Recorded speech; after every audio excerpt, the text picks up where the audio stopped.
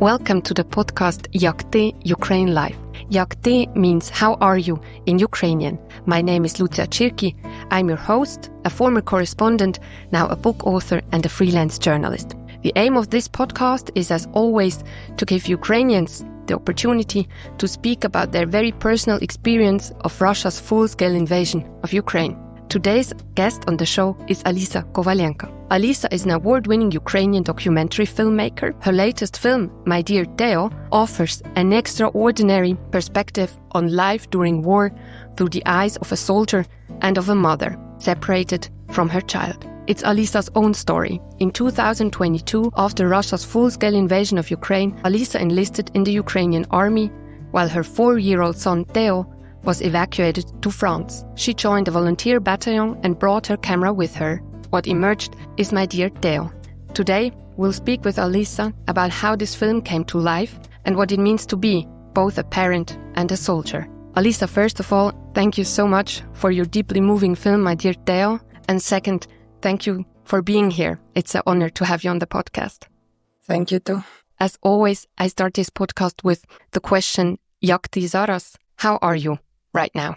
Yeah, it's a question which we are always joking about, like to say I'm fine, which is not true. But at the same time, to explain how jak my, how we are, it's so complex. And we are trying to be fine. And sometimes we have a feeling that we have to be fine because just we have to continue our resistance to all this stress around. And so I'm trying to be fine. In 2022, Russia launched its full-scale invasion. You enlisted in the Ukrainian army. You decided to join the army as a soldier because you made a promise to yourself several years before. Can you tell us about this promise to sign up for the army? It's a long story. I will try to make it shorter. Actually, it all started during Maidan Revolution. I was still a student of film school in Kiev, and we went to Maidan, and not just as a filmmakers, and we felt that it's a part of our story, and we wanted to be also active participant of all events during revolution. But at the same time, you have this inner dilemma. This time you will film how people building barricades, or you will build barricade. You film as a Peter throwing Molotov cocktails, or you will throw Molotov cocktail. And this was beginning of my inner dilemma, which started to grow. And after annexation of Crimea and after beginning of Russian aggression in Donbass, I felt it even deeper. And I went to Donbass in 2014 spring, and I tried to film, try to understand what's happening there. And after I was captive, interrogated by Russian officer, I survived captivity and violence. And after I went to frontline to film Ukrainian volunteer fighters, which just a few months before were like teachers, students, IT specialists. So they were like just simple people who didn't have any military education, but they started to learn how to make war, how to defend our country. And I started to film this volunteer battalion, and this inner dilemma started to grow, because I was also thinking what you can do with your camera, and if maybe there is something more you can do. And I was suffering from all these doubts inside me. And it was a time when I gave a promise to myself that if this war will grow, if it will become full-scale invasion, then I will defend my country with a gun. And that's what happened at the beginning of full-scale invasion. Actually, it was, a crazy coincidence that I took a train from Kiev to Donbass on the 23rd of February. So I arrived first day of full-scale invasion. I was already in Donbass. I was supposed to film the last scenes for my previous documentary about teenagers from Donbass. And I had this feeling inside me that I cannot film anymore. I felt absolutely powerless, and a camera was a ridiculous instrument in your hands. Like, what you can do now? Like, is it make sense to film if maybe tomorrow your country can be occupied? And that was a kind of like so logical decision. Of course, it was also I had this strong feeling like memory of my promise, but it was also so natural that I just didn't feel any more myself as a filmmaker. So I just helped with evacuation of some of my characters, teenagers, and I went to say goodbye to my son, and I joined the volunteer unit. You've described feeling helpless at the start of the full-scale invasion, and in my Dear Théo, you speak about the guilt toward your own son, even asking if he could forgive you. Do you think for a parent, guilt is inevitable? No matter whether they choose to stay and fight or evacuate with their child? There are so many different feelings of guilt. Like, there is one feeling of guilt because you have to leave your child. Another feeling of guilt, even what I have now, that I'm not fighting on the front line. And I think we all have a different spectrum of feeling of guilt, that we are not doing enough. And of course, like during my time on the front line, I had this feeling of guilt already. Like, even I didn't know if I will die, but I felt already guilty in case I will die, that my son will have to grow up without a mother. And it's like feeling that if you will die twice, because you will die. First, you will die for yourself, and this I didn't care so much. But second, you will die for your child. And this made me unbearably sad. And it was like this so painful feeling that that also was my motivation to write letters and to film something, at least for family archives. But I had this privileged position. I mean, not like many of my friends who also decided to go to frontline. I have a French partner, French husband, father of Théo, and my parents were helping me a lot with my son Théo. So I knew that he will be safe, and I knew that there will be people who can take care of him. That's why maybe it made this decision a little bit easier. You just mentioned that you started filming with the idea for filming just for your family, so for private purpose. When actually did it come to your mind to make a documentary out of your service in the army? It was after I came back from the front line.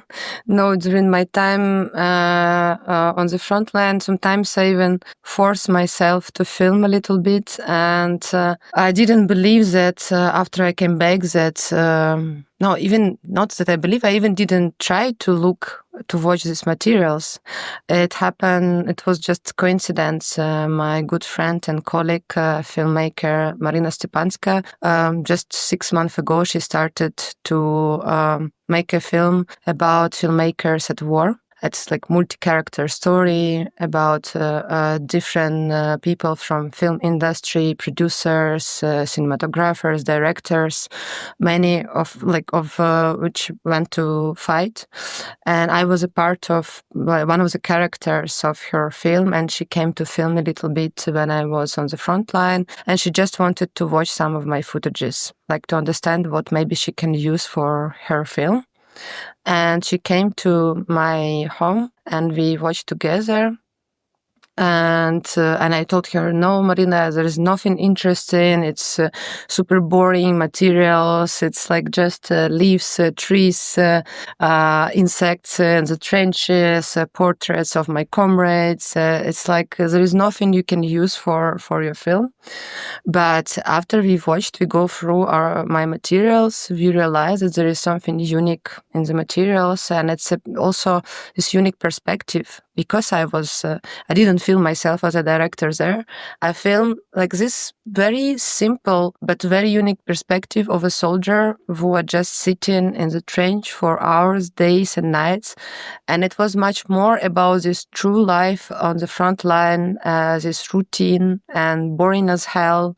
And it's often we don't see this side of the front line. Usually we see a lot of actions, we see lots of small videos and in YouTube or social media and bam bam boom boom boom. But actually we don't see this routine, hard working life when you are sitting in this hall and just waiting for hours, waiting and waiting and waiting, and after bomb fall on your head and you're dead. And there is nothing like this kind of heroic, like in a classical way, as we see heroic battles. It's so kind of routine, even death becoming so routine. And I wanted to show this other side of our fights, other side of the front line. That's how I started to think after we watched together with my colleague my materials, that maybe I should try to think how I can transform this experience and these fragments, what I managed to film on the front line, and combine them also with the letters I wrote to Théo, and how we can talk about this experience in a different way, not in this classical way as we usually watch films about war. And I started slowly to think, but actually until the last moment, until we really started to edit together with my good friend and great editor Kasia Benecka, I didn't believe that we will manage to transform all of this into film, because my materials are so fragmented. Sometimes it was like 1 minute, just a bird on the tree. Sometimes it was like 2 minutes, my comrades eating some potatoes. And so it was like small fragments. And I didn't believe that we will manage to transform it into a film. And it was a kind of miracle that it happened. You mentioned you didn't plan to turn the footage into a film from the start. As someone who's worked as a reporter, I remember my own frustration of wishing I had captured something differently or filmed something else and would have more material. When editing My Dear Théo, did you ever feel that way? That you missed something or wished you had filmed it another way? I was especially angry that I didn't film enough my comrades, especially those who died. And with this I was extremely angry at myself. The rest, I remembered quite well my feeling in my inner protest. I had this inner protest against myself as a filmmaker. That's why it was always a challenge to take a camera and to film, because I kind of cancel myself as a director. And that's why I kind of found this excuse for myself, but there was not excuse for like missing materials of my comrades who died. And this made me incredibly sad. I cannot imagine, Alisa, how hard it was to edit the film, knowing some of your brothers in arms are no longer here with us. When we talk more about the structure of the film, My Dear Théo is structured as a personal letter to your son. Why did you choose such an intimate format for the documentary? First, I started to combine all letters together because sometimes I wrote some very short text, sometimes it was very long, and I just decided to combine all together and to see like the whole text. And after my comrades started to die, one after another, and they had children the same age as Théo, and I started to think about this film more and more as a breach of memory, between parents who went to fight and children. And when we watched together with Kasia, with my editor, materials, and we read my letters, it was like 20 pages around. We realized that these letters, this is a fundament for like the whole structure of the film, because what was missing in the video, it was like this dramaturgy, because it was like small fragments, some small things, but the real dramaturgy was in the letters, because actually so often on frontline, like camera cannot capture like all your emotions, all what happening in your mind, what you are afraid about, what you're thinking about your dreams, and about all of this kind of existential things, and this what was in these letters. So we realized that they can become our like main storyline and this main dramaturgical arc, and that's like we started to think what can go together with this letter and what can go together with this letter, and this was a kind of like starting point of our editing. I imagine that you discussed the process also with your partner. Was that difficult for you together, like to decide that you're going to publish this very intimate portrait also of your family in general? I think for Stefan, it was also important. It was something which was our common memory. After full-scale invasion, we lost this kind of something intimate, something personal that you're kind of protecting. The line between something common and something personal started to disappear.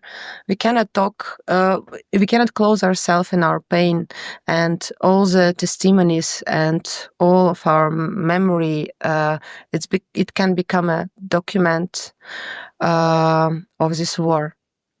And I think that for Stefan it was something similar as for me, because you don't feel that this story is only your story. It becoming something universal. And when I was editing, I felt that I can talk and I can become a voice of others. And I can talk about this experience, but it's not only my experience, that I can talk about all other my brothers in arms who had the same feelings and who also had children and who were thinking in the same way that what will happen with the memory if we will disappear. And we talk a lot with Stefan about this, and he never say something against, because we are living in this big bitter sea of pain, and we cannot isolate ourselves, and we cannot say, "Oh, this is my pain. I will hide it so deep, so I cannot talk about this." Our pain becoming testimony as well.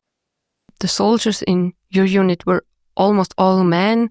Only a few women appear like briefly in the footage. Many of your comrades and brothers in arms, as you just mentioned, are also fathers. What would you say? Have you ever felt that either from your internal perspective as being a female soldier, a mother, or from the way you were treated from the outside, was there a difference between you being a mother and them being fathers? Or would you say no, there was no difference? I was in a unique unit, so it was probably different than maybe in many other units, because we are all volunteers, and because we all knew why we are there exactly. And for many of my brothers in arms, it was the same thing, that especially for those who had children, that we are fighting for the future of our children, and we are fighting for freedom to decide about this future. And actually, we had two other women in our unit. They didn't have children, so I talk more maybe about these reflections with men. But also there are not so much women, because I was an infantry unit. and it's like the most dirty job. I joined this unit because I knew commander from 2014 when I filmed on the front line in Donbass, and I didn't care what I will do. I will be drone operator or like infantry. Okay, then infantry. So that's why we didn't have so much women, because infantry, it's hardcore. But even in our unique unit, there are still stereotypes. If you are man, you already soldier. Whatever, you have 5 children, you are weak, you are not healthy, you are fat, you are too thin, you are already soldier fighter. But if you're a woman and you have to prove that you're a fighter. This was, and always, of course, there are like some soldiers even from other units, because we are always together with some other army units. They will say, "Why are you here? Why are you not with your son? Why are you not with your family? Why are you not in France?" And say, "But why are you not with your family? You have 3 children. You also can be not here. You can go to your children." And because men in Ukraine, they can be mobilized if you have 3 children. And but after some time, all these questions disappearing. But it was a first period of time. It was not easy, in a way that you have to prove that you are equally, you can do equally job on the front line, the same as a man. But after you prove, you becoming like a part of your unit, like equal part. But of course, I had lots of questions from Western audience about this after when I started to make this film. Even my producer Kasia, she was always saying, "Yeah, but we have to explain people because people will think, oh my God, she's a mother and she went to frontline to fight. Oh, people will will be super disappointed." And it's this thing made me very sad, because it's not that you're a mother, you become not less that you cannot go to fight on the front line, and when you're a man and you're a father, you can. So where is equality in this question? So it was not easy to in the film to find the right way to explain these things, that people won't have these questions. But I think it's impossible, because we still have all these patriarchal stereotypes in our societies, on different levels. In Ukraine, it's one level, maybe in France and Great Britain, it's different, but we still have it everywhere. In what way would you say that being a parent gave you a different perspective on the war and on being a soldier? And would you say, were there situations where it actually gave you strength to carry on your duty while being on the front lines? Yeah, there are 2 sides of this. One side, I already mentioned a bit, because you realize that you will not just die for yourself, you will not just disappear. And like this, I could deal with it actually. Somehow I managed. I realized that, okay, you have to already admit the fact that you can die. And I felt, okay, I disappear and that's it. But when you think that you will not disappear only for yourself, but you will disappear for your son, for your child, and you start to imagine his life, and you start to feel so big sorry that you won't be with him, that you won't bring him to school, to the first class. And sorry. So yeah, it was this realization. It's killing you at one from one side, but at the same time it gives you so much strength, because you fucking want to survive. You want to survive for your son. You want to come back. You want to bring him to school. You want to play PlayStation with him. I don't know. You want to read him so many books. And this gave me a lot of strength, and this gave me a lot of light. And because this feeling, this knowledge that you have some like little life who are waiting for you so much, who love you so much. It's unconditional love, and you just have to come back and you have to survive. And so it's at the same time, it's something very painful to be a mother, to be a parent, but at the same time, it gives you a lot of strength. Thank you so much, Alisa, for being so open with us on this podcast. When you joined the army, your son was 4 years old. Can you share with us, how old is your son now? He's 8. He's already 8, so he's already in school? Yeah, second class. So you were there for his first day in school? Yes.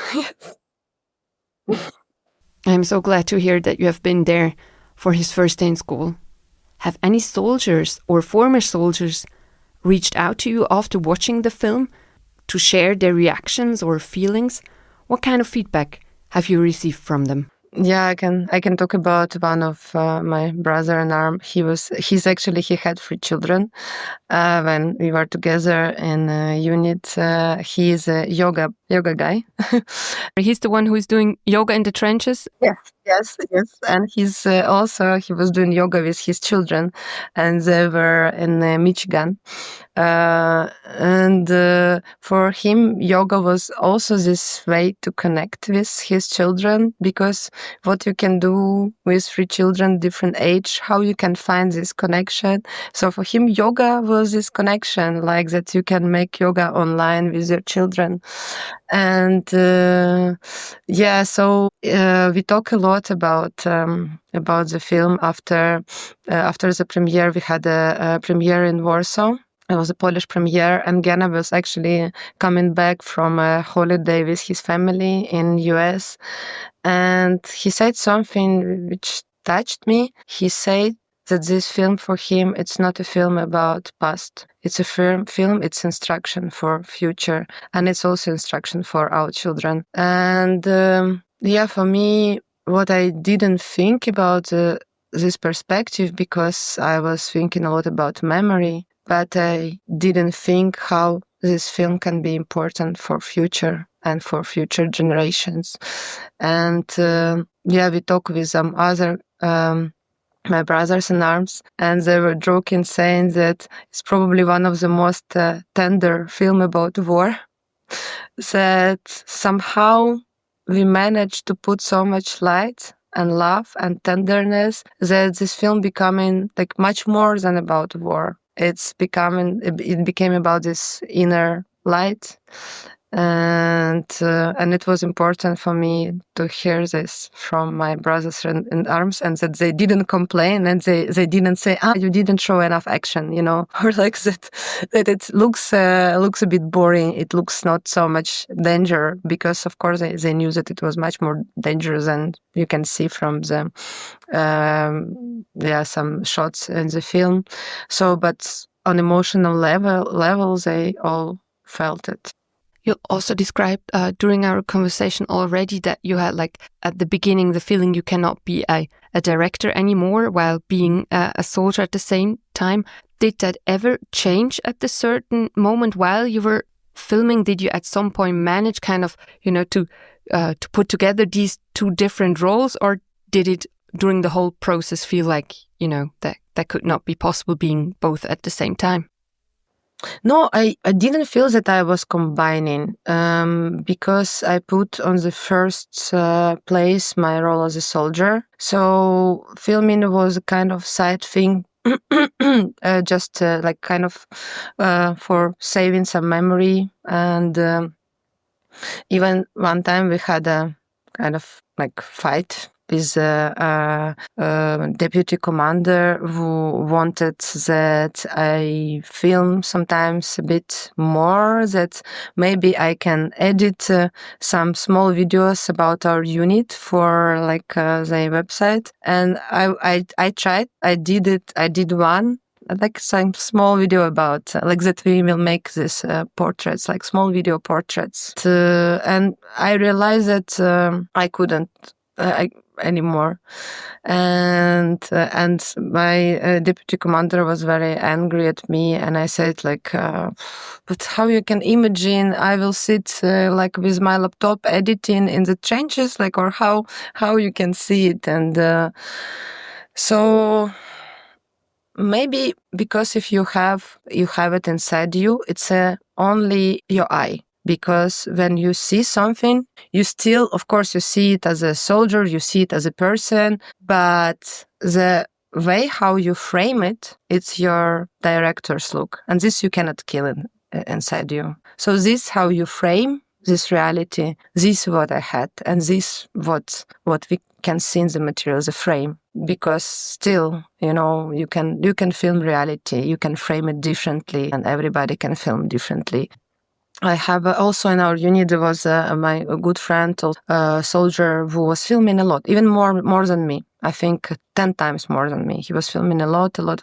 But, and he wanted to make a short film about two our friends, our brothers in arms who died. And I tried to help a little bit with the editing, but the problem was that the frame was, because he was not a professional cinematographer, not a professional director, and it was hard to edit because there was no frame. There was no focus. There were lots of events happening, but because there was no focus, because it was not framed, it was really hard to build the story out of it. So there is something, of course, which you cannot kill inside yourselves. It's the framing reality and this focus and this look at the reality. Would you say that the camera sometimes helped you to distance yourself from what was happening around you, or giving you a certain, task? Now I'm going to film, and then I have something very concrete to do, even though maybe it's a time of waiting and there's not much going on at this very moment. Did that help you also in certain moments? Yeah, because actually I filmed mainly when it was boring as hell. It's like when you have to wait and you have really nothing to do, and there is no action or something then. And also one time I filmed, of course I filmed also some funny moments also during the moment of rest, or we had food. And I also filmed a lot of my talks with Théo. I just put camera when I had this online talk or video talk. So I recorded a lot of our conversations. In the film it's just 5% of this. But also there was one moment when I put on a record button when I thought that I won't survive. And it was when we had to withdraw from a place which we were supposed to liberate.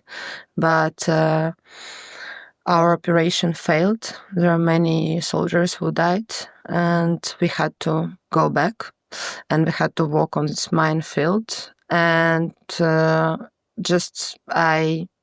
was even not filming. I just put a rec button, thinking that maybe it will be last shot. And that's how this long walk was filmed through the field. Yeah. Many things you just described while I was watching the film, I was not aware of. For example, that you were walking through a field that was totally mined. Yeah.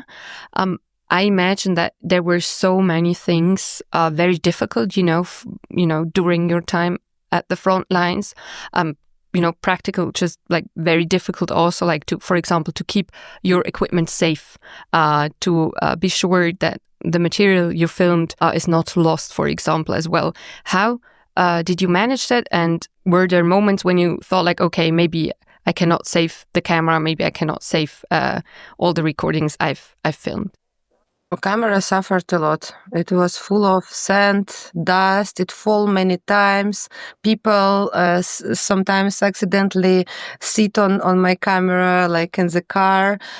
Microphones is a thing which keeping microphone was broken, totally broken. My ND filter was broken, and so it was actually. I was very surprised that it survived. And cables at the end. like cables didn't work. And actually the last shot I made with the camera, it was when our military base was bombed, and after my camera died, absolutely died. And it's also not a camera for frontline. It's quite heavy, and sometimes if you want to take it to like some positions, you have to sacrifice some bottle of water or like something, because there is a limited kilos that you can take with you. And you cannot take more, because then it will be harder to walk, or so it's really strictly limited. So one time I took my camera instead of water, a bottle of water. What did you do when your ND filter was broken, your microphone was not working anymore? I mean, I assume there is not an equipment store or a rental store close by where you just can get your equipment. So what did you do when your material or your equipment was broken? With a microphone, with this thing which stick, my brother in arm needs, he repaired it for me. I don't know how he managed to do this, because there were nothing, but he found some small things. So somehow I save it, because it's so important for me. This, how to say, it's like microphone keeper. So he repaired it. And I just filmed without microphone. And during the time it was in reparation.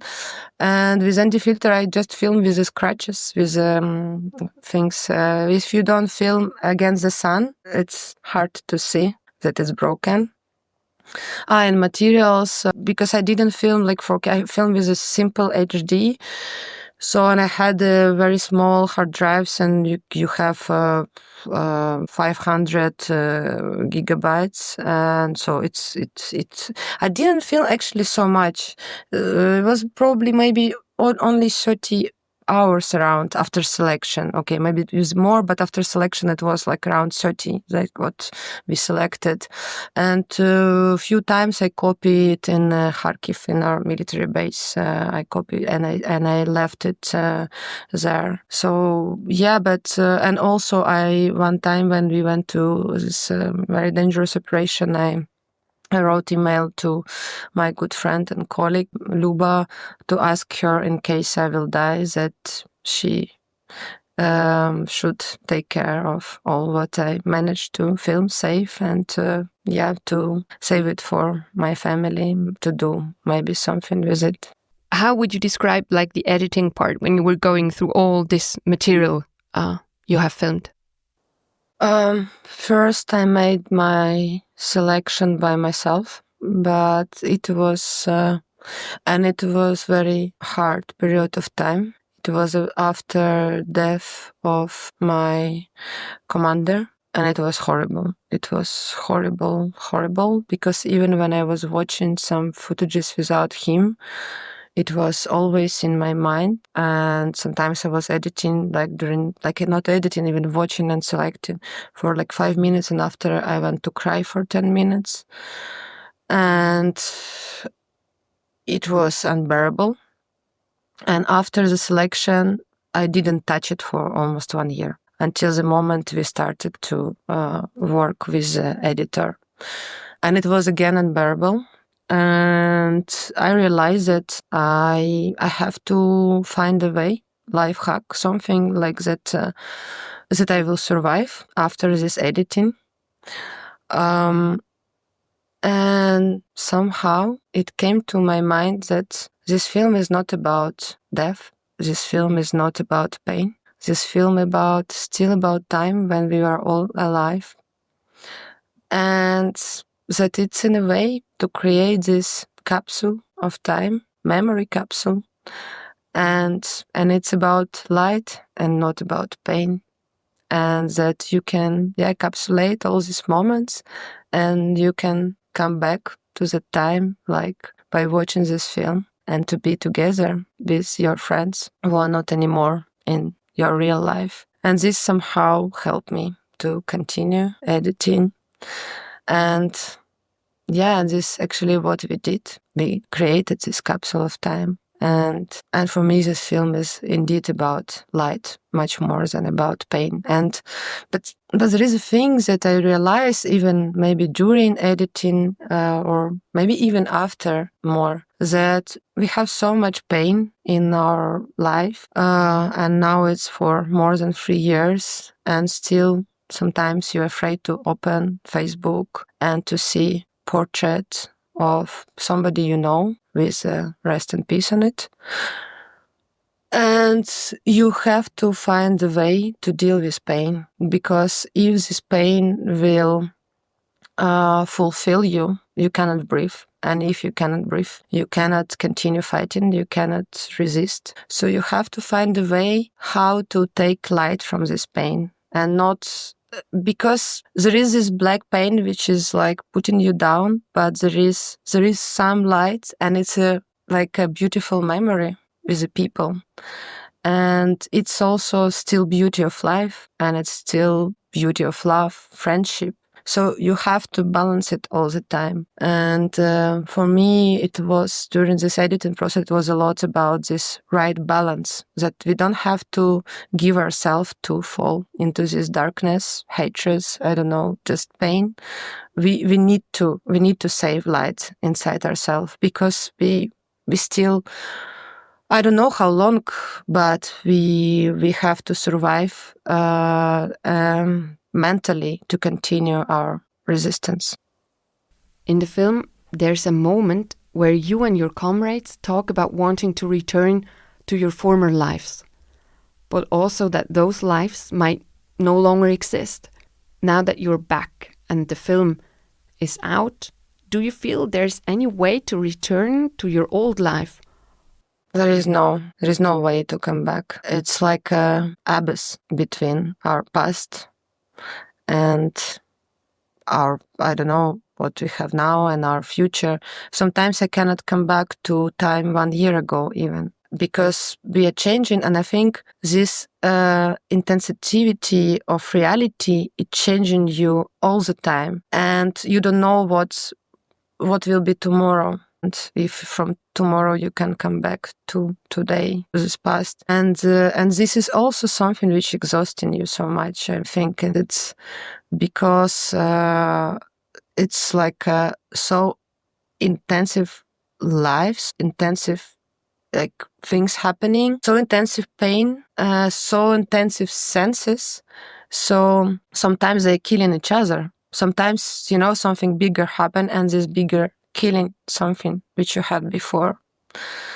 And it's really hard to deal with it. Actually, it's every day you're waking up and you are trying to find again motivation. You are creating a kind of, every day you're creating a bicycle of sense, bicycle of energy, motivation, and that you have to, because you have to bike. So it's like sometimes you're waking up and you can say, okay, I'm lucky I survived last bombing, because it's a fucking lottery. And so no, we cannot go back to this past before full-scale invasion, but at the same time we never come back to yesterday.